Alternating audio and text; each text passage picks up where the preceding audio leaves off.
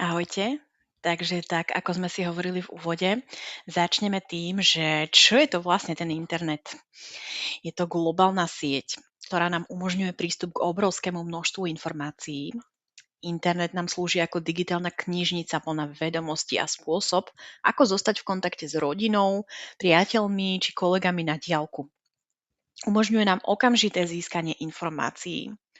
Na internete nájdete aktuálne správy, návody na varenie, online obchody, zábavné a vzdelávacie videá, filmy, hudbu z celého sveta či platformy na komunikáciu. Tieto možnosti výrazne uľahčujú a obohacujú náš život. Toto všetko je nám dostupné kedykoľvek a odkiaľkoľvek. Internetové prehliadače sú programy. To je vlastne to, čo nám umožňuje prezerať a používať internet. Bez nich by sme nemohli ľahko získať informácie ani využívať online služby. Prehliadač je vlastne taká aplikácia, ktorá zobrazuje webové stránky a umožňuje nám integrovať s obsahom na internete. Je to základný nástroj pre prehliadanie internetu.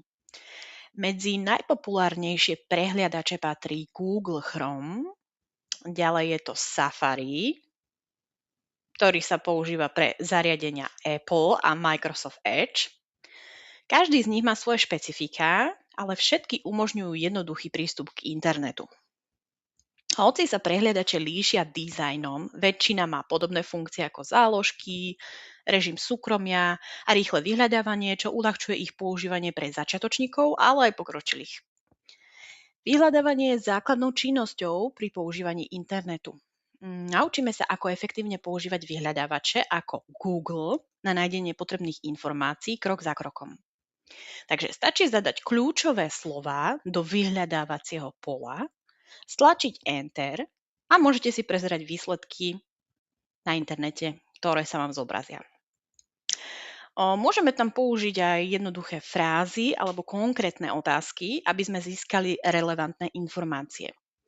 Na internete nájdete taktiež odpovede na jednoduché aj zložité otázky, ako napríklad počasie, recepty, návody, kontakty služieb či novinky zo sveta. Vyhľadávacie pole je miesto, kde zadávame otázky. Výsledky môžu byť odkazy, obrázky alebo videá, ktoré treba správne vyhodnotiť podľa ich relevantnosti a spoľahlivosti. Pri prehľadaní internetu je dôležité rozpoznať bezpečné a dôveryhodné stránky, aby sme predišli podvodom a ochránili svoje osobné údaje. Bezpečné stránky majú v adresnom riadku taký zelený zámoček, používajú protokol HTTPS a často majú domény ako .sk, .cz, .eu alebo .com, ktoré sú dobre známe a overené. Podozrivé stránky môžu zobrazovať nečakané reklamy, žiadať od vás podozrivé údaje alebo mať neznáme adresy. Takže je dôležité vyhnúť sa klikaniu na takéto odkazy a overiť si ich právosť. Treba, aby ste používali silné heslá, aby ste pravidelne aktualizovali svoj softvér, aby ste neotvárali neznáme odkazy a vždy si overili zdroj informácií. Tieto návyky pomáhajú predísť kybernetickým hrozbám. Nikdy neklikajte na odkazy z neznámych zdrojov. Nezadávajte svoje hesla na podozrivých stránkach a nešírte paniku z falošných správ, ktoré môžu byť klamstvom alebo podvodom.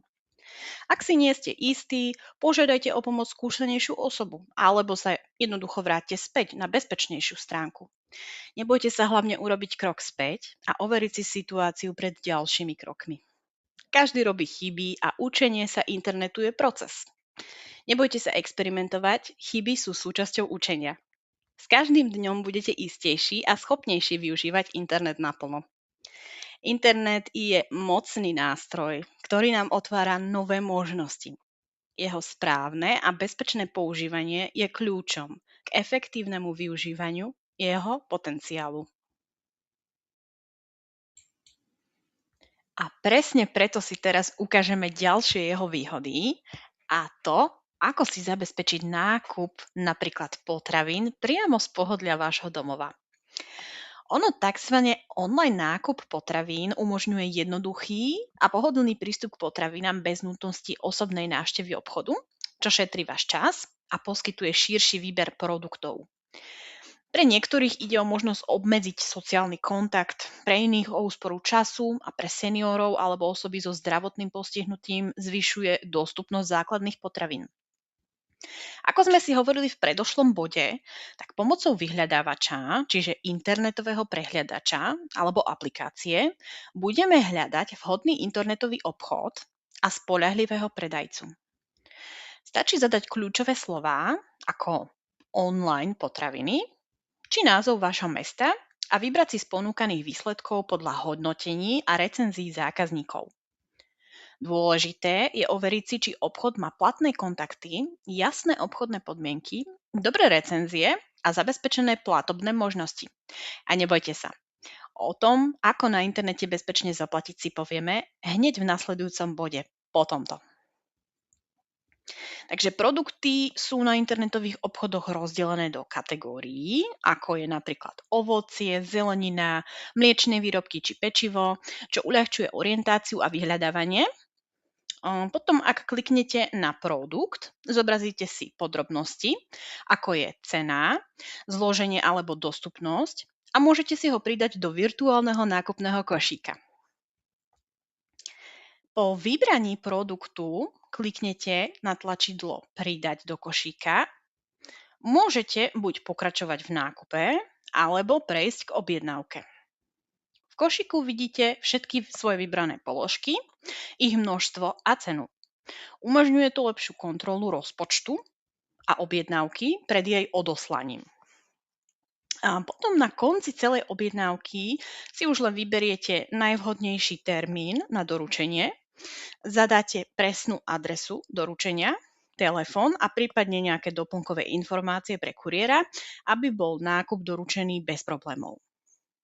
Po potvrdení objednávky kuriér doručí potraviny priamo k vám domov podľa dohodnutého času, čím šetríte čas a námahu. Ak si nie ste istí, poradte sa so svojimi blízkymi alebo odborníkmi na online nákupy, ktorí vám môžu pomôcť vyhnúť sa problémom a zvoliť správny obchod. Online objednávanie potravín z domova je jednoduchý a efektívny spôsob, ako si zabezpečiť každý deň čerstvé potraviny. Dodržiavaním základných pravidiel a odporúčaní si môžete nákup užiť bez starostí. No a aby sme si mohli v kľude objednať a zaplatiť, tak si teraz niečo povieme o bezpečnom používaní internetového bankovníctva, ktoré nám umožňuje pohodlné spracovanie financií z domova. Prezradíme si kľúčové zásady používania, tak aby vaše finančné informácie boli chránené pred zneužitím. Medzi hlavné bezpečnostné zásady patrí používanie silných hesiel, pravidelná aktualizácia softvéru, ako sme si hovorili už predtým, overovanie prístupov cez viacfaktorovú autentifikáciu a vyhýbanie sa verejným Wi-Fi sieťam pri prístupe do banky. Taktiež je dôležité sledovať podozrivé aktivity a nikdy nezdieľať svoje prihlasovacie údaje. Používajte vždy oficiálnu aplikáciu alebo web banky a pre stiahnutie použite aplikáciu iba z Google Play obchodu alebo App Store, čiže App Store obchodu. Pri prihlasovaní skontrolujte, či je webová adresa správna. Mala by začínať vždy na HTTPS, čo sme si už hovorili, a ďalej to obsahuje názov banky. Platby robte len cez súkromnú Wi-Fi sieť alebo cez mobilné dáta, cez svoje vlastné mobilné dáta. Vyhnite sa verejným Wi-Fi sieťam, napríklad niekde v kaviarni. Používajte silné heslo a dvojfaktorové overenie cez SMS-ku alebo cez biometriu. Nikdy nezdieľajte prihlasovacie údaje. Po prihlásení sa do svojho bankového účtu viete kontrolovať zostatok na účte alebo pohyby priamo v oficiálnom rozhraní vašej banky, kde máte zriadený účet. Môžete tam zaplatiť účet napríklad obchodníkovi za služby alebo tovar. Pri platbe Zadáte údaje napríklad z faktúry, to obsahuje IBAN, čo je vlastne číslo celého účtu, na ktorý posielate peniaze, sumu a variabilný symbol. Pred potvrdením platby si vždy skontrolujte všetky údaje.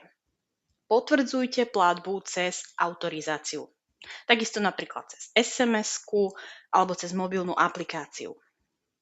Po skončení sa odhláste z internet bankingu.